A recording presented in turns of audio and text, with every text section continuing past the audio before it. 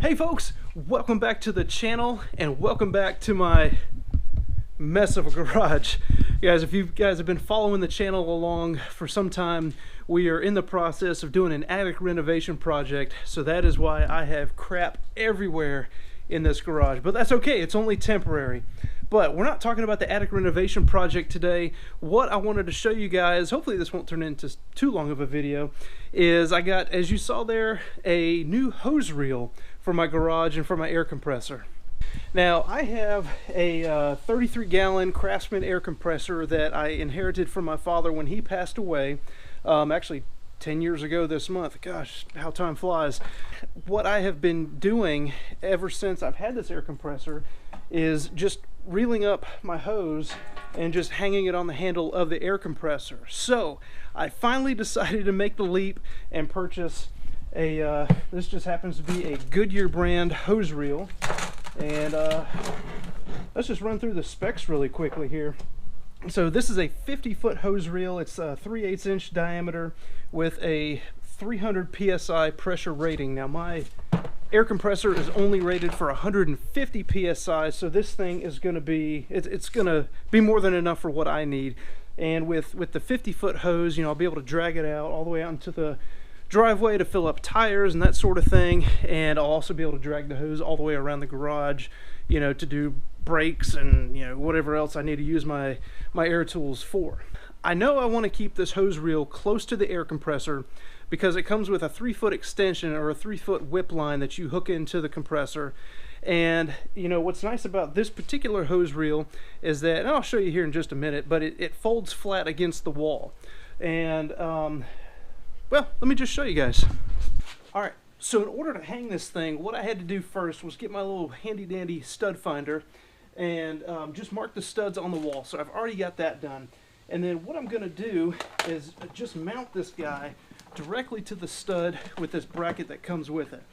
Now, there's actually a trick to getting this bracket mounted to make your job a lot easier and a lot less frustrating.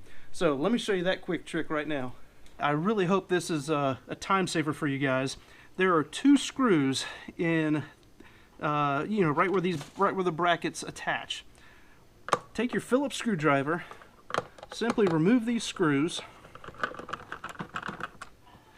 and then once you remove the screws, you'll see there's these plastic plugs. All you got to do is pull these plugs out, guys. There's one on each end. This bracket comes right off. Now you've got this bracket that you can hold. It's lightweight. You can mount it directly to the wall where you want it without having to wrestle with the, I don't know, 20 or 30 pound hose reel that's attached to it. You know, I think right here is probably going to be good. It'll be out of the way of my backpack blower, and you know, it'll be able to swivel off to the side here and out of the way of my air compressor.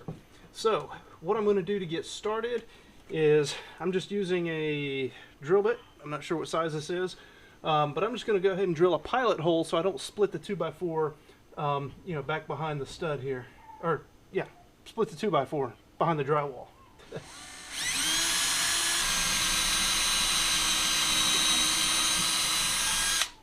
And then I've got my lag screw here, my lag bolt. I'm just going to go ahead and screw that into the stud. This one happens to be a 7/16 size head on it.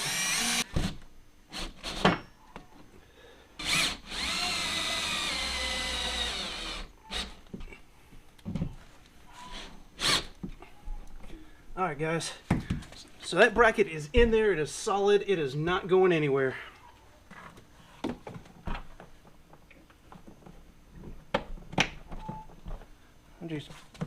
I'll just get the hose reel lined up on the bracket, and then we'll put these little clips in, get the screws cinched down.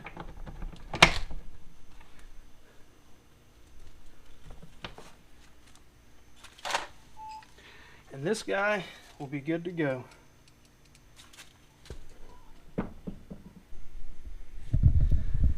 There it is, guys, just like that. That was super easy, super quick.